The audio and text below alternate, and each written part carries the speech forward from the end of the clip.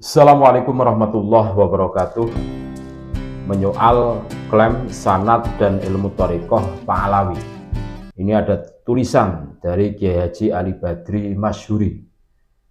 Banyak keluarga Pahlawi yang mengatakan bahwa leluhur mereka mulai Faqih Muqaddam hingga Sayyid Ahmad Al-Muhajir semuanya adalah ulama besar dengan level mujtahid mutlaq. Wah.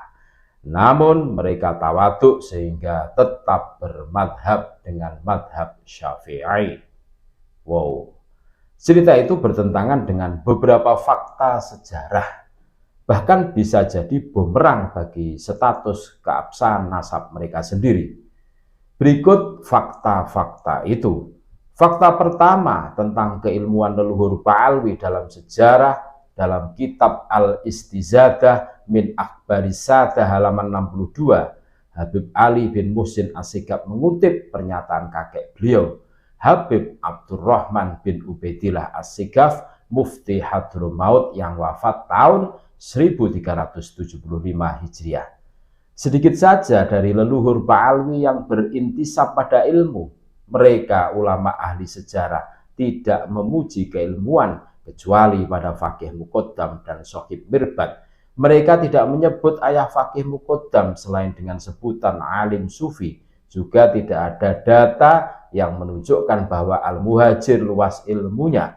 Mereka juga tidak menyebut Ubaidillah, Muhammad bin Ubaidillah, Ali Al-Uraidi dan Ali Kholiq Qusam sebagai ahli ilmu sama sekali. Maksud Habib Abdurrahman, masing-masing leluhur Pahlawi itu tidak dikenal sebagai ulama besar di zamannya, apalagi sampai derajat imam, lebih-lebih mujtahid mutlak. Setiap zaman ada ulama yang menulis biografi ulama besar di zamannya, apalagi sekelas ulama mujtahid mutlak, apalagi ahlul bait seperti Habib Abdurrahman tidak menemukan kitab sezaman yang mencatat semua leluhur Pahlawi sebagai ulama besar dengan level mujtahid mutlak. Dalam hal ini beliau berusaha objektif menilai berita terkait leluhur Pahlawi yang merupakan leluhur beliau sendiri. Beliau berbicara apa adanya sesuai kajian ilmiah beliau. Itu bukan berarti kurang menghormati leluhur beliau sendiri. Artinya beliau tidak fanatik dan tidak mudah menerima berita pujian walaupun untuk leluhurnya sendiri. Bahkan beliau tidak mau cerita yang tidak jelas sumbernya, itu dibiarkan saja. Khawatir dianggap mengarang cerita untuk mengunggulkan leluhur sendiri. Menurut Habib Muhammad bin Ahmad As-Satiri, yang pertama di Hadramaut yang alim adalah Syekh Salim bin Abdul Karim Bafadol. Beliau pergi ke Irak untuk belajar dan menetap di sana selama 40 tahun, sehingga orang-orang mengira beliau telah meninggal dunia. Setelah pulang ke Hadramaut, beliau pun mengajar, dan di antara murid beliau adalah Said Alwi Amil Faqih Adwar At-Tarikh Al-Hadrami halaman 1909 Adwar At-Tarikh Al-Hadrami halaman 193-199 yang dinukil kitab Al-Istizadah halaman 622. Keterangan ini menunjukkan bahwa keluasan ilmu amil faqih yang merupakan salah satu guru Faqih Muqaddam didapat dari Syekh Salim yang belajar ke Irak, bukan dari ayah beliau sendiri. Lebih lengkapnya berikut beberapa kutipan dari pernyataan Habib Abdurrahman bin Ubaidillah As-Sigaf tentang keilmuan leluhur Pahlawi. Keilmuan keluarga Pahlawi itu lemah sejak generasi awal di Hadramaut. Kebanyakan guru-guru Faqih Muqaddam itu bukan dari kalangan Balawi. Al-Istizadah halaman 67. Lemahnya keilmuan leluhur Pahlawi mungkin dikarenakan mereka terlalu gengsi sebagai keluarga Quraisy, sehingga tidak mau mengalami kehinaan di jalan menuntut ilmu.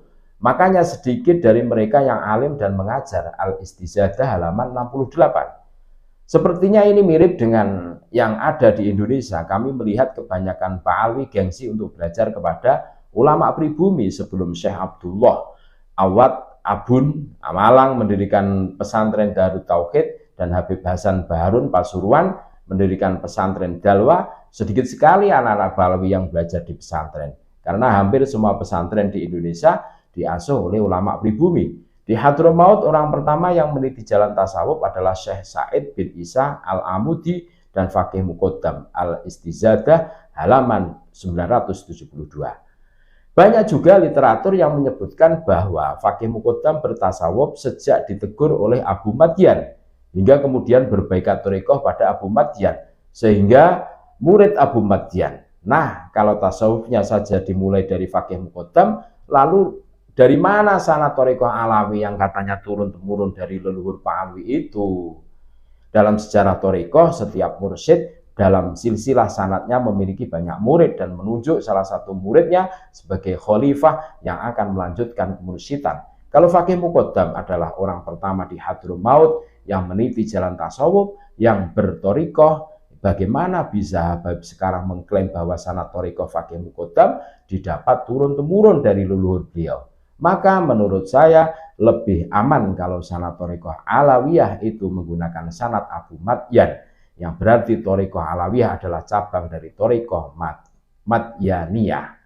Sebagaimana orang menyebut madhab leluhur Pak Alwi adalah Syiah dan ditentang oleh habaib, namun ada yang aneh, generasi awal leluhur Pak Alwi di Hadramaut tidak ada yang menamakan anaknya dengan Abu Bakar, Umar, dan Utsman. Orang pertama yang menamakan anaknya dengan Abu Bakar dan Umar adalah Habib Ahmad, putra Faqih Muqaddam yang wafat pada tahun 706 Hijriah, Al-Istizadah halaman 111. Kesimpulannya, berdasarkan pernyataan-pernyataan Habib Muhammad Asy-Syatiri dan Habib Abdurrahman Asy-Syighab di atas, klaim bahwa sanad ilmu dan thariqah Pak Alwi itu dari leluhur secara turun-temurun hingga Sayyidina Ali adalah tidak ada dasar yang valid. Jelas kan? Tentu tidak boleh menganggap mereka mengarang atau berbohong, tapi mereka hanya mengira saja. Mereka mendapat sanad hingga Faqih Muqaddam, kemudian mereka mengira bahwa beliau mendapat sanad dari ayah atau paman beliau dan seterusnya. Makanya di awal saya hanya sebut mereka suka tahasul atau menyepelekan dalam hal riwayat, bukan suka berdusta. Fakta kedua, tentang pernah diragukannya nasab al-Muhajir oleh sebagian penduduk Yaman. Cerita ini cukup masyhur dan dikutip oleh Habib Abu Bakar Al-Adani bin Ali Al-Masyhur dalam kitab beliau yang berjudul Al-Imam Ubaidillah bin Ahmad Al-Muhajir wa Abna'uhu Ats-Tsalasah di halaman 30-31. Ketika di Yaman tersebar isu meragukan nasab Sayyid Ahmad Al-Muhajir, maka berangkatlah Sayyid Ali bin Muhammad bin Jadid bin Ubaidillah bin Ahmad Al-Muhajir ke Mekah untuk berhaji. Beliau membawa rombongan 100 orang jamaah haji.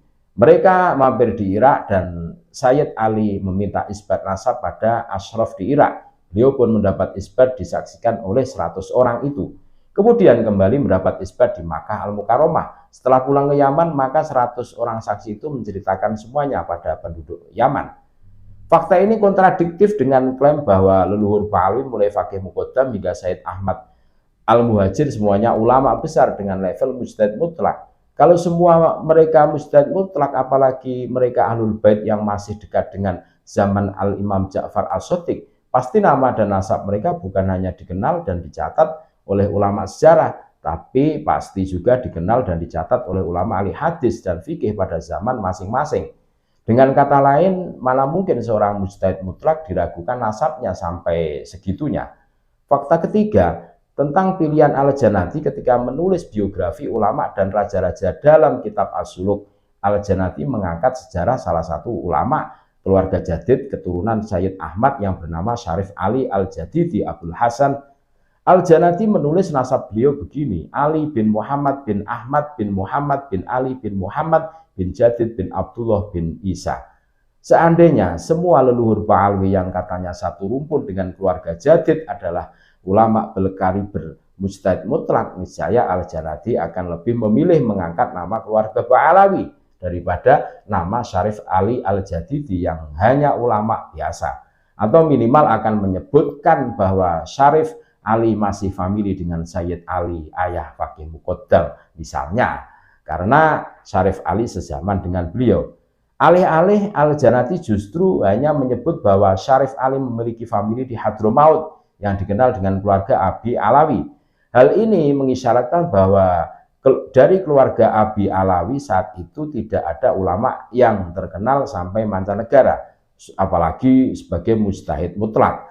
Fakta keempat, tentang kitab-kitab nasab primer yang tidak mencatat nama Abdullah atau kitab-kitab sekunder yang mencatat nama Abdullah sebagai nama yang tidak disepakati, yang disepakati hanya 3 saja, yaitu Muhammad, Husain, dan Ali. Sedangkan nama Abdullah disebut dengan kalimat kila atau konon katanya.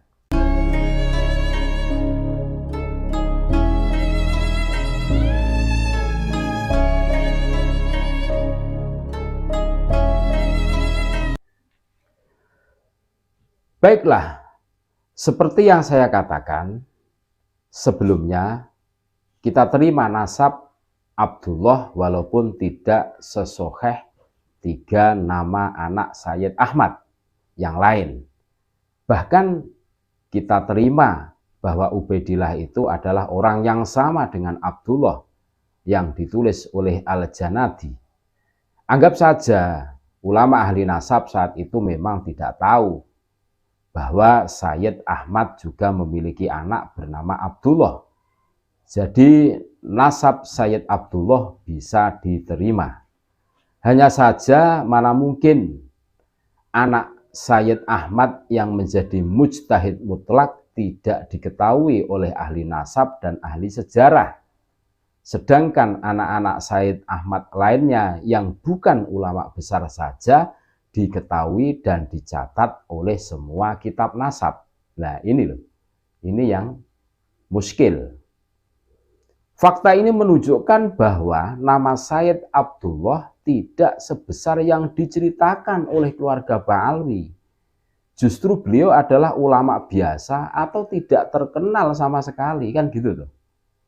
Atau sebaliknya, Sayyid Abdullah adalah mujtahid mutlak yang tentu terkenal di mancanegara, berarti dikenal juga oleh ahli nasab dan ahli sejarah di zamannya kalau memang mujtahid mutlak. Maka ketika nama beliau yang sangat terkenal ini tidak dimasukkan dalam kitab nasab Ahlul Bait, berarti para ulama ahli nasab tidak mengakui nasab beliau. Hanya 2 inilah pilihannya. Yang pertama, Sayyid Abdullah bukan mujtahid mutlak, bahkan bukan orang terkenal, sehingga tidak dikenal oleh semua ahli nasab. Atau opsi yang kedua, beliau terkenal tapi tidak diakui nasabnya oleh para ulama ahli nasab. Ini tambah tidak jelas juga ini. Ba'alawi mau ambil yang mana dari kedua pilihan ini? Inilah yang saya maksud bahwa klaim mereka soal ini bisa jadi bumerang bagi status keabsahan nasab mereka.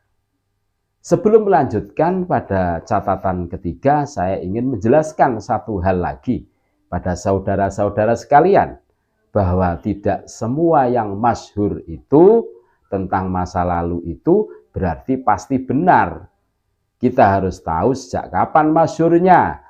Misalnya saja saat ini ada seorang ulama terkenal dan diikuti oleh semua umat Islam Indonesia. Beliau menyampaikan sebuah cerita yang beliau kira benar, padahal sebenarnya salah. Maka sejak saat ini cerita itu akan masyhur hingga beberapa abad yang akan datang. Semua ulama dari zaman ke zaman menukil cerita beliau itu karena husnudon saja. Contoh real, kitab nasab yang menyebut bahwa Wali Songo itu Asmat Khan adalah kitab nasab Ba'alwi terakhir, yaitu Takhlik Syamsudzohiroh, yang belum sampai 1 abad sebelum itu habaib Yaman tidak tahu. Maka sejak itulah di Yaman masyhur bahwa Wali Songo itu Asmat Khan. Sekarang ini semua habaib di Yaman menganggap Wali Songo itu Asmat Khan. Bahkan ada yang bilang bahwa jelasnya nasab Wali Songo sebagai Asmat Khan seperti matahari di siang hari. Wow. Kalau sekarang ditemukan nasab Wali Songo dengan versi lain, kemudian ada yang meneliti dan lebih condong pada versi lain itu, apakah berarti dia salah karena menyalahi yang sudah masyhur? Sedangkan masyhurnya hanya dalam kurun 100 tahun terakhir ini saja. Apakah berarti juga dia merasa lebih pandai dari Habib Diya Shahab, Pentaklik Syamsuddhoiroh, Habib Salim Asy-Syatiri, dan Habib Abu Bakar Al-Adani bin Ali Al-Masyhur, dan lain-lain yang menerima nasab Wali Songo versi Asmatkon? Tentu tidak. Para habaib dan ulama besar itu menerima versi Asmatkon karena husnudzon saja, baik sangka saja. Mereka hanya cukup percaya pada orang yang meriwayatkan, mereka tidak meneliti sendiri. Terima kasih. Itulah tulisan dari Kiai Haji Ali Badri. Mudah-mudahan mencerahkan untuk kita semua. Terima kasih, tetap NKRI harga mati. Assalamualaikum warahmatullahi wabarakatuh.